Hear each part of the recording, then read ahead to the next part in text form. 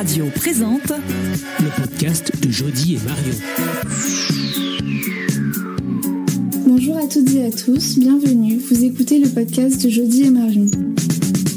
Nous vous retrouvons dans une série de 4 épisodes pour vous présenter des lieux insolites, De belles initiatives des créations et des projets que vous pouvez retrouver tout près de chez vous. à Arcueil, Cachan, Choisy et les alentours. Autoradio présente Dans l'épisode d'aujourd'hui, nous allons rencontrer Noam et Dov, deux frères qui ont créé l'association La Santé à Choisy. Pour ce premier épisode, nous avons demandé à Noam et Dov de se présenter. Moi, je m'appelle Noam, j'ai 19 ans. Je fais des études, une licence de sciences politiques à l'École internationale d'études politiques à Créteil. Et en parallèle, je suis président de l'association La Santé à Choisy. Et je suis formateur secouriste au sein d'une association agréée de sécurité civile. Et moi, je m'appelle Dov, j'ai 21 ans et je suis en Master 2 Histoire et Audiovisuel à l'Université Paris-1 Panthéon-Sorbonne. Comment a été créée l'association La Santé à Choisy ? C'est parti d'un simple constat. La liste des médecins sur la ville n'était pas à jour, que ce soit du côté de la mairie ou tout simplement sur Internet. En tapant dans la barre de recherche médecin généraliste, le premier médecin qui sort, ça fait 4 ans qu'il est à la retraite. Donc, on s'est dit, on va essayer de faire une liste plus récente. Puis derrière, on s'est dit, même les médecins nous ont dit, en fait, les médecins et les habitants, il y avait une attente assez importante. On s'en rendait pas forcément compte quand on l'a fait. Nous, on faisait simplement une liste pour la mettre à jour. Et au niveau des habitants, comme au niveau des professionnels de santé, il y avait une attente. Et on était contents de voir cette attente. Au mois de mai, entre mi-mai et début juin, finalement, notre application a vu le jour. Donc, plus tôt que le 1er septembre, même avant les grandes vacances. Quels ont été les premiers retours sur l'association ? Alors les premiers retours plutôt positifs, même je dirais très positifs, puisque c'est ce qui nous a incité à continuer.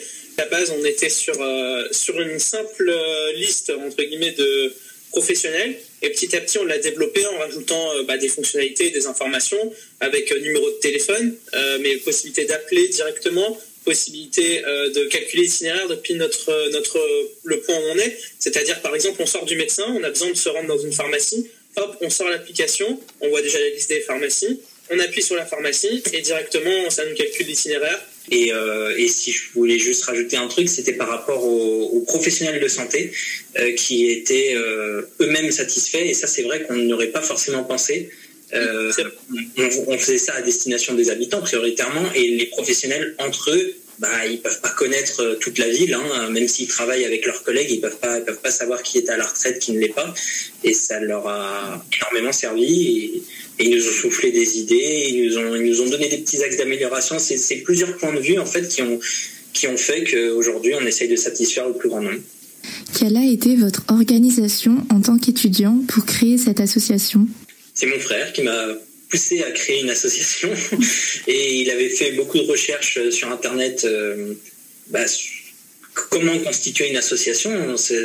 On n'y pense pas souvent, mais donc voilà, il faut un président, un trésorier. C'est pour ça que je me retrouve trésorier de l'association. Et le confinement, finalement, moi en tout cas, c'est comme ça que je le ressens, ça nous a poussé parce qu'on était à la maison. Et donc les démarches, elles se sont faites essentiellement de manière dématérialisée. On a fait ça en ligne, on a tout rédigé, on s'est posé. De mon côté, j'ai suivi le conseil qu'un professeur m'avait donné quand je suis rentré en 6e. Je m'en souviendrai tout le temps puisque je m'en suis servi pendant tout mon collège, mon lycée. Et encore aujourd'hui, il m'a dit l'organisation, c'est 80% de la réussite. Et il avait raison.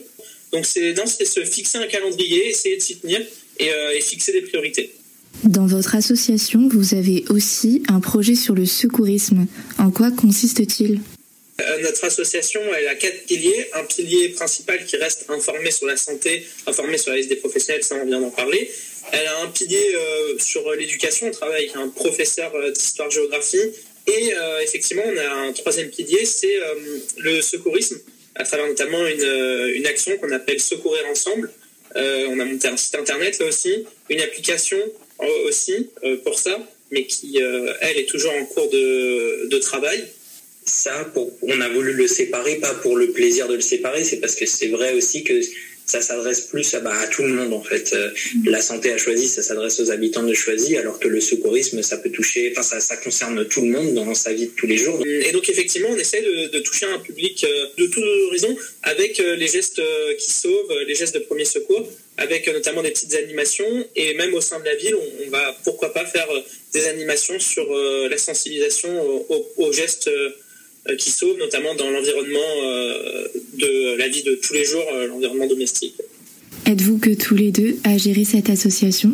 Sur le bureau de l'association, on est 3 depuis peu. On était tous les deux, mon frère et moi, jusqu'à pas longtemps. Et puis on s'est dit c'est quand même plus logique d'inclure aussi un professionnel de santé. Nous on représente la partie habitants et pourquoi pas inclure un professionnel de santé.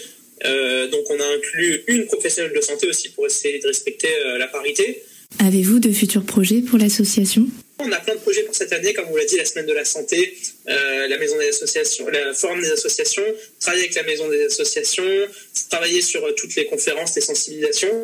Je rajouterai surtout le nom du site, c'est santéchoisy.com. Et puis l'application en tapant la santé à Choisy. Je te laisse donner la nouveauté, Dad. Voilà, la nouveauté, c'est la mise en accessibilité du site pour rendre le site accessible au plus grand nombre. Donc pour nous, ça va rien changer. Je dis pour nous, pour les personnes qui n'ont pas de handicap. Les personnes 100% valides. Voilà, pour les personnes valides, ça va rien changer. Ça va rien changer sur le site, mais pour les personnes qui utilisent par exemple un lecteur d'écran, lorsqu'elles passeront sur une photographie, il y aura une description de la photographie pour qu'elles sachent ce qu'elles sont en train de voir, ce qu'elles ne peuvent pas voir malheureusement. Et on a fait aussi dernièrement les tricots solidaires, c'est-à-dire qu'on a tricoté bonnets, écharpes, gants, et on a donné à notre association pour que ça soit distribué lors des maraudes aux sans-abri. Et on développera d'autres actions de ce type dans l'année. Autoradio, la radio sans pub. Merci d'avoir écouté ce podcast et on se retrouve pour un deuxième épisode avec Alexandre et Diono, les 2 propriétaires de la maison fantastique que nous vous proposons de découvrir.